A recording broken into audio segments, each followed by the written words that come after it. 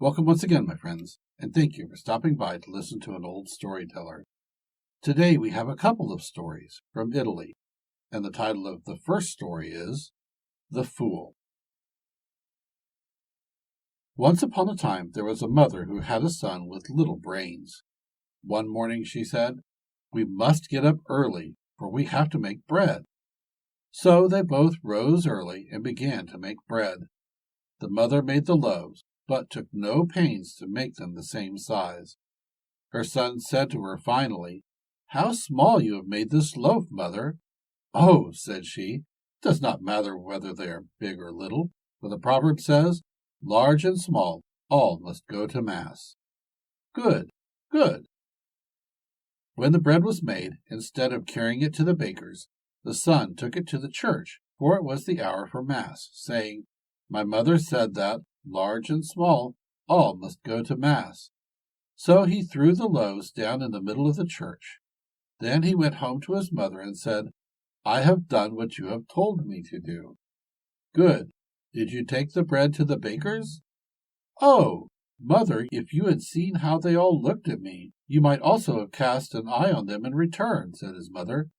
Wait, I will cast an eye at them too," he exclaimed, and went to the stable and cut out the eyes of all the animals, and putting them in a handkerchief, went to the church, and when any man or woman looked at him, he threw an eye at them.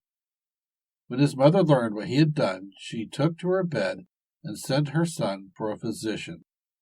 When the doctor came, he felt her pulse and said, "Oh, how weak this poor woman is!"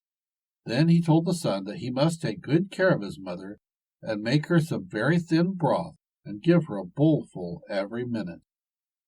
The son promised to obey him and went to the market and bought a sparrow and put on the fire a pail of water. When it boiled, he put in the sparrow and waited until it boiled up 2 or 3 times, and then took a bowl of the broth to his mother and repeated the dose as fast as he could. The next day the physician found the poor woman weaker than ever, and told her son he must put something heavy on her so as to throw her into a perspiration. When the doctor had gone, the son piled all the heavy furniture in the room on her, and when she could no longer breathe, he ran for the doctor again. This time the doctor saw that nothing was to be done, and advised her son to have her confess and prepare for death. So her son dressed her and carried her to church, and sat her in the confessional and told the priest that someone was waiting for him, and then went home. The priest soon saw that the woman was dead, and went to find her son. When the son heard that his mother was dead, he declared that the priest had killed her, and began to beat him. The title of the second story is The Peasant and His Master. A peasant one day, conversing in the farmhouse with his master and others, happened, while speaking of sheep and cheese, to say that he had had a present of a little cheese, but the mice had eaten it all up. Then the master, who was rich, proud, and fat, called him a fool, and said that it was not possible that the mice could have eaten the cheese, and all present said the master was right and the peasant was wrong. What more could the poor man say?